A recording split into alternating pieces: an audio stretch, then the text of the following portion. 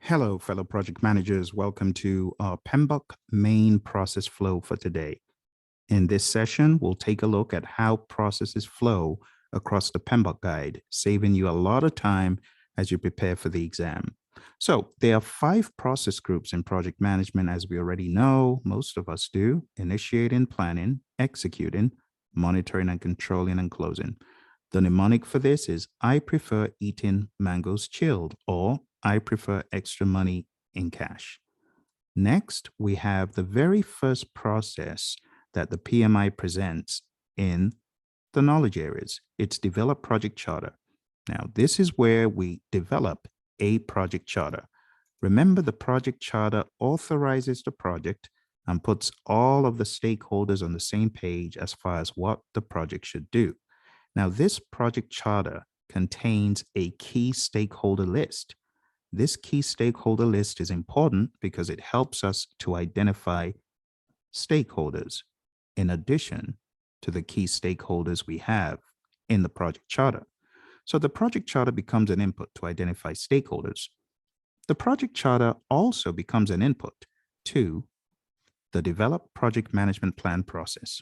So think about it. This is the only asset, for the most part, that you have developed within the confines of the project, along with the stakeholder register. So the project charter is an input to a number of places, especially those that happen in the earliest stages of the project.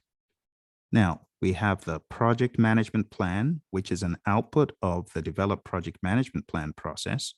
And this project management plan supplies all the other processes that happen after it with the project management plan. Just think about it like that.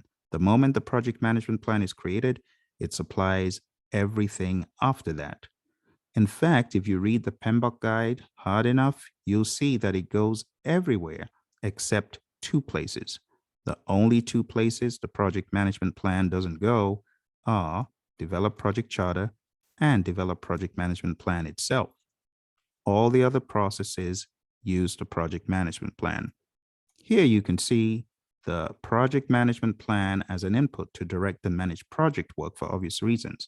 This is where the work will be carried out, so you need a plan.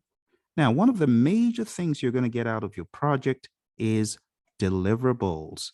Deliverables is an output of the direct and manage project work process. As you're doing work, you're going to get a deliverable. That deliverable becomes an input to the process known as control quality. Again, for obvious reasons, it needs to be checked. We need to check the deliverable. So we have deliverables going into control quality so that we, the performing organization, can check the deliverable before it goes to the customer. Now, I would like for you to take out a blank piece of paper, and I want you to follow along so far. As you can see, we have just 5 processes. Pretty straightforward so far, right? The more you're able to internalize this flow, the better it will be for all the other processes that you are studying for your exam. Whether you're studying the 6th edition or the 7th edition, understanding the flow of events will help you in the grand scheme of things. Now let's move on to what comes out of control quality. Now, control quality is where we are checking the deliverable internally. Look at it as a kind of verification to verify if this deliverable is good to go to the customer. So we have a decision point. If it's a yes, it can go to the customer, then we have an output known as verified deliverables. The verified deliverable becomes an input to the validate scope process. So when we say verified deliverable, that means that the deliverable has been verified internally and deemed good to send to the customer for their own inspection. Now, conversely, if it is a no from the control quality process and the internal team says this is not good to go to the customer, then we have a different output. So as you can see here, what comes next is a change request.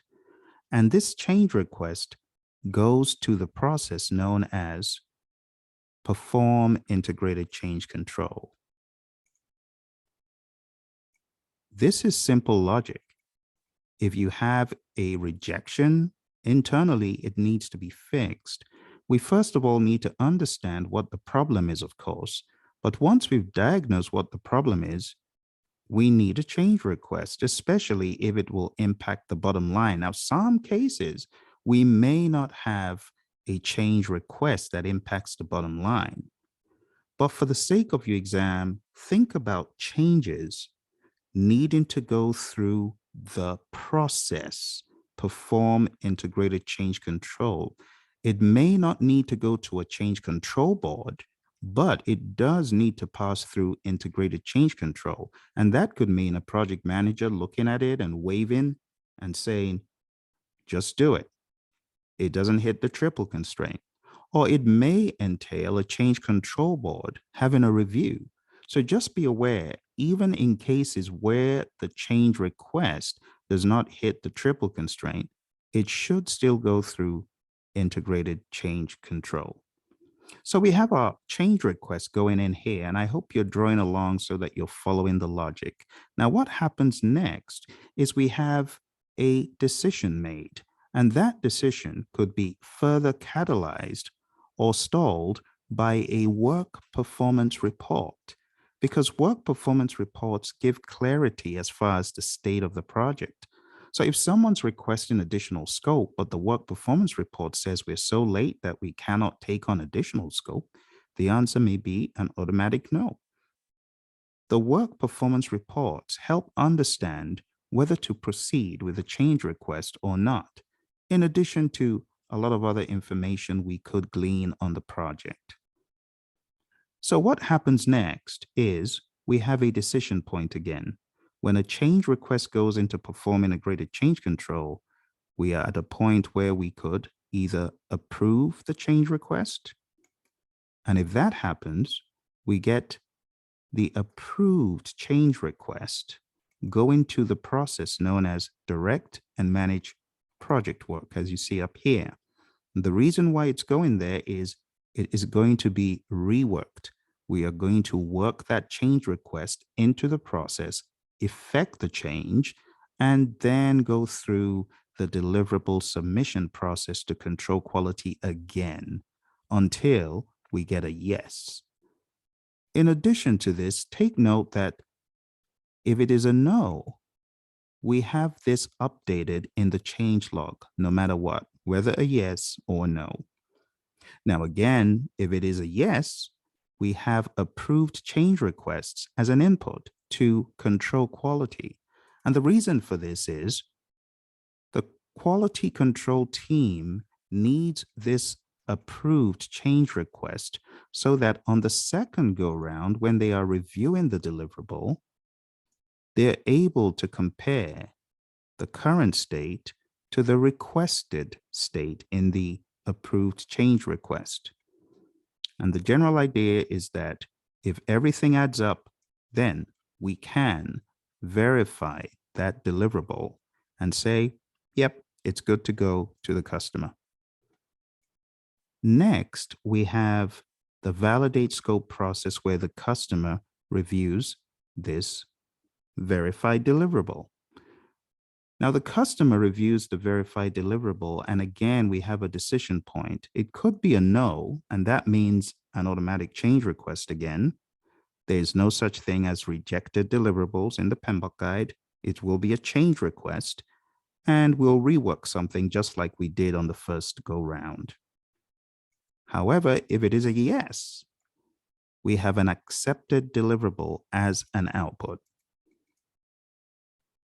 And this accepted deliverable is stamped with the approval from the customer. This goes to close project or phase.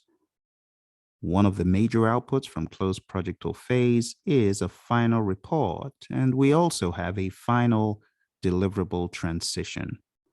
This is known as final product service or result transition, which really means final deliverable transition. You'll find this in the 6th edition of the PMBOK guide. And what happens next is the customer receives the transition, the final report, and everyone's happy, hopefully.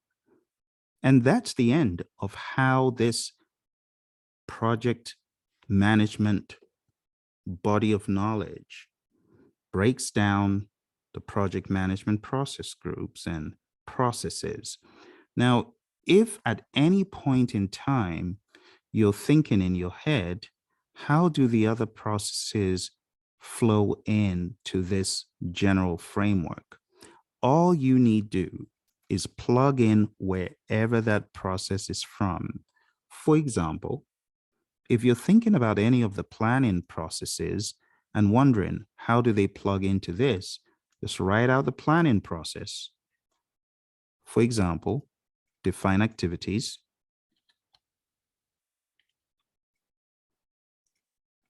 and understand that all roads, this is a simple way of doing it, all roads will lead somehow into this project management plan.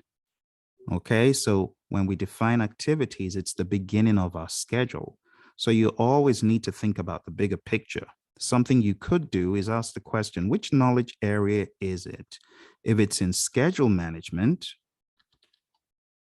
the idea is that from schedule management, you're going to have a planning output, and that will become part of your project management plan. It will flow into the develop project management plan process. And ultimately, you'll see that leading in some way to become part of your project management plan. Same thing for cost. You have your cost baseline, your cost management plan flowing in there. So instead of going into so much minutia, if I were you, I would think about the knowledge area level and think about how it plugs into whatever process group it falls under. Another example would be monitoring and controlling process group. And we have an entry from cost, which is control cost. Control cost with all its earned value detail will flow into this monitoring and controlling process group. But specifically in integration, it will flow into monitor and control project work, all those earned value metrics.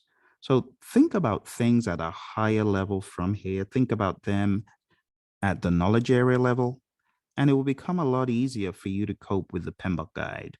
Whatever the knowledge area, just plug it in. Let me give you one more example. One more example will be from the area of resource management. Resource management has 3 processes in executing, and each one of these could be looked at from a variety of perspectives. You could look at them as going into executing as a whole, or you could look at them as in some way facilitating the executing of the work. And that's how you should approach it. As long as you're able to identify the knowledge area and you understand the process group that those processes in the knowledge area are in, you shouldn't have any problems from here. I hope this helps you to better make sense of the PMBOK guide. If you're looking for training, coaching, or help on your PMP exam, go on down to the website, praizion.com, and we'll look forward to seeing you. Take care and bye for now.